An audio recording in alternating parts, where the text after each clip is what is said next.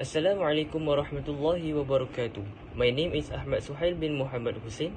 My metric number 1231825.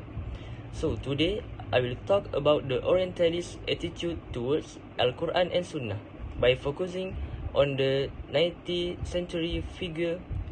It's William MUIR. So, who is William MUIR? He was a British colonial administrator in India and a leading Orientalist scholar who actively studied the early history of Islam. Why was this character chosen? Because his book, The Life of Muhammad, is among the main references of the West. Although the approach looks academic and objective on the outside, it actually entered the prejudice of Christian theology on the century. Okay, next, look at the biographical background of this Orientalist. He was born in Glasgow, Scotland in 1819 and received an elite education at Haileybury College.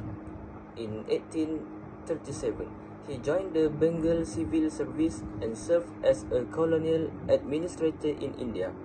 His writing contributions began in 1858 when he published his magnum opus, The Life of Muhammad, which spans 4 extensive volumes. In 1885, he was appointed as the principal of the University of Edinburgh in Scotland, where he served until he passed away in 1905, leaving behind a controversial academic legacy. Moving on to the second slide, there are 3 of his major publications and work that warrant attention. First, The Life of Muhammad. In 1858 to 1861, a comprehensive biography that selectively utilized early Islamic sources to construct a critical narrative of Prophet Muhammad SAW personal history. Second, The Quran. In 1878, focused on the analysis of the compilation of the Quran, where he attempts to prove that the Quran extensively borrows narrative from ancient Jewish and Christian traditions. And last, The Caliphate in 1891, a book that examines the history of the rise, decline, and fall of the Islamic Caliphate system from the perspective of a Western colonial administrator. Okay, this slide is detail his controversial views and criticism, which are divided into 3 main theories. First, the Mecca-Medina split theory. He claimed that a moral decline occurred in the Prophet character after migrating to Medina. To him, the Mecca phase was marked by sincerity, whereas the Medina phase was driven by political ambition, violence, and personal interest using self-fabricated revelations. Second, Hadith skepticism. He doubted the reliability of the institution of Hadith as a whole and claimed that the majority of Hadith were fabricated during the early centuries of Islam to support political and theological conflicts.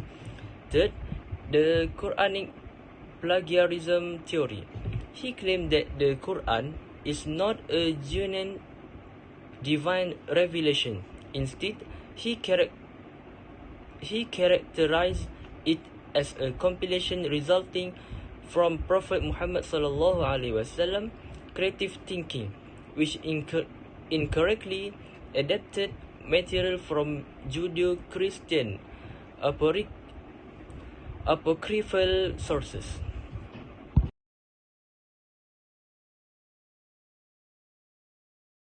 Next, let's look at the counter-argument and analysis against William MUIR's 3 main theories. First, regarding the Mecca-Medina split theory, the transition in the Prophet phase was not because he was power-hungry, but rather a shift from building faith to establishing a state. The clear proof is that during the conquest of Mecca, the Prophet chose to forgive all his enemies, aligning with Surah Al-Anbiya verse 107, which states that he was sent only as a mercy to the world. Second, the Quranic plagiarism theory. This claim is illogical because the Prophet was unlettered and no Arabic Bible existed at the time. The shared narrative exists simply because all true revelation come from Allah, as confirmed in Surah Al-Ankabut verse 48. And last, hadith skepticism. MUIR completely ignore the rigorous isnad and ilmu ar-rijal system within Islamic tradition.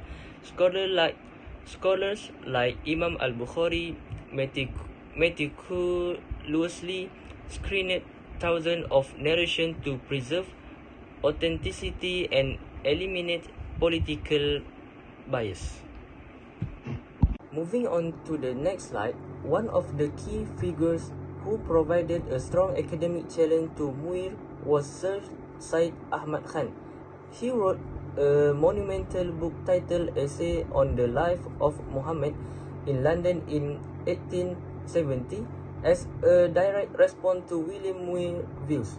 In this work, he delivered an academic critique of MUIR methodology, exposing how MUIR tended to rely on weak and fabricated narrations just to support his Orientalist theology. In a conclusion, Sir William MUIR theories such as the Mecca-Medina split, Quranic plagiarism, and hadith skepticism rely on a highly selective methodology. This approach utilizes weak narrations while ignoring rigorous Islamic historical science like isnad. These academic flaws were successfully refuted by Muslim scholars, notably Sir Syed Ahmad Khan in his 1870 rebuttal. I noticed that William MUIR books were written because he had an unfair viewpoint as a colonizer and a Christian missionary. His goal was to weaken Islam for the benefit of British colonialism. His research method teaches us about the danger of only picking the fact we like just to make others look bad. For the reason, it is very important for Muslim students to deeply study through an authentic Islamic knowledge. That way, they can answer any accusation with full confidence. We must be careful when understanding history and not just rely on one point of view. Thank you.